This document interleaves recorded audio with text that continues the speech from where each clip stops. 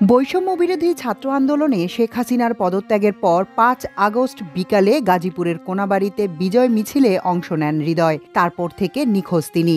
বিভিন্ন হাসপাতাল ও মর্গে খোঁজাখুঁজি করেও তার সন্ধান মেলেনি। হৃদয় গোপালপুর উপজেলার আলমনগর ইউনিয়নের মধ্যপাড়ার ভ্যানচালক লাল মিয়ার একমাত্র ছেলে। গোপালপুর উপজেলার হেমনগর ডিগ্রি কলেজে এইচএসসির ছাত্র ছিলেন হৃদয়। পরিবারের অর্থনৈতিক অবস্থা খারাপ হওয়ায় পড়াশোনার পাশাপাশি গাজীপুরের বাড়িতে অটোরিকশা চালাতেন তিনি। তার বড় ২ বোন রয়েছে। ফেসবুকে ভাইরাল হওয়া এক ভিডিওতে দেখা যায় ওই দিন বিকালে কাশিমপুর রোডের শরীফ জেনারেল হাসপাতাল গেট সংলগ্ন স্থানে ১০ থেকে ১২ জন পুলিশ একজনকে ঘেরাও করে বুকে বন্দুক ঠেকিয়ে গুলি চালায়। পরে তাকে টেনে হিঁচড়ে নিয়ে যায়। স্বজনদের দাবি, পরনের পোশাক ও প্রত্যক্ষদর্শীদের বর্ণনায় নিশ্চিত গুলিবিদ্ধ ছেলেটি ছিল হৃদয়। পরে অনেক খোঁজ করার পরেও তার সন্ধান মেলেনি। সে যেন লাশটা পায়, কোন জায়গায় কবর দিছে এটাও সে জানে না, না লাশ গুম করে রাখছে। সে সরকারের কাছে আজ পর্যন্ত ১ টাকাও পায় নাই। সে যেন শহীদের মর্যাদা পায়। সরকারের কাছে আমাদের এটা আকুল আবেদন। হৃদয় আমাদের সাথে পড়ালেখা করতো।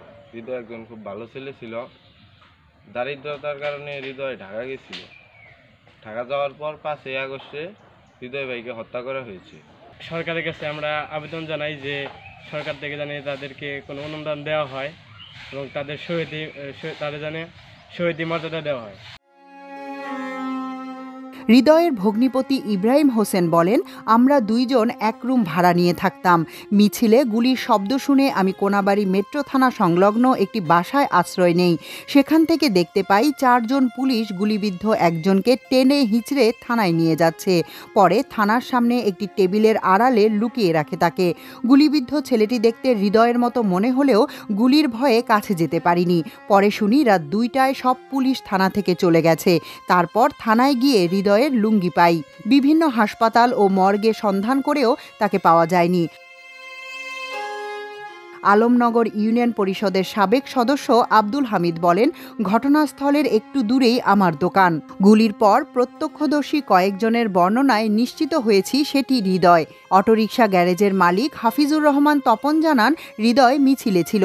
পরে আমার গ্যারেজ থেকে বাসায় ফেরার সময় পুলিশের ধাওয়ায় ২ বিল্ডিংয়ের মাঝে আশ্রয় নেয়। পুলিশ সেখান থেকে তাকে ধরে এনে গুলি করে।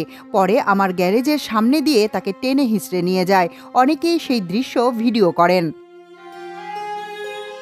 হৃদয়ের মা রেহেনা বেগম আমার দেশকে বলেন, সরকারি ও বেসরকারিভাবে কোনো আর্থিক সহযোগিতা পাননি তিনি।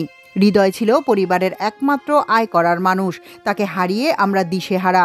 আমার ছেলের কাছে আগেছে পুলিশের হাতে মৃত্যু। আমার ছেলের লাশটা আমি ছেলের লাশটার খবর চাই। আমার ছেলে হৃদয় পুলিশের গুলিতে মারা গেছে। আমরা সরকারিভাবে কোনো অনুদান পাইনি।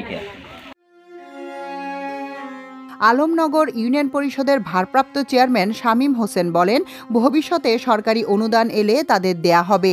তাদের কাগজপত্র মন্ত্রণালয়ে পাঠানো হয়েছে। আলমনগর দাখিল মাদ্রাসার প্রধান শিক্ষক আমিনুল ইসলাম বলেন, মুক্তিযোদ্ধাদের মতো ২৪-এর গণ অভ্যুত্থানের শহীদ ও পঙ্গুদের ভাতা দেওয়া প্রয়োজন।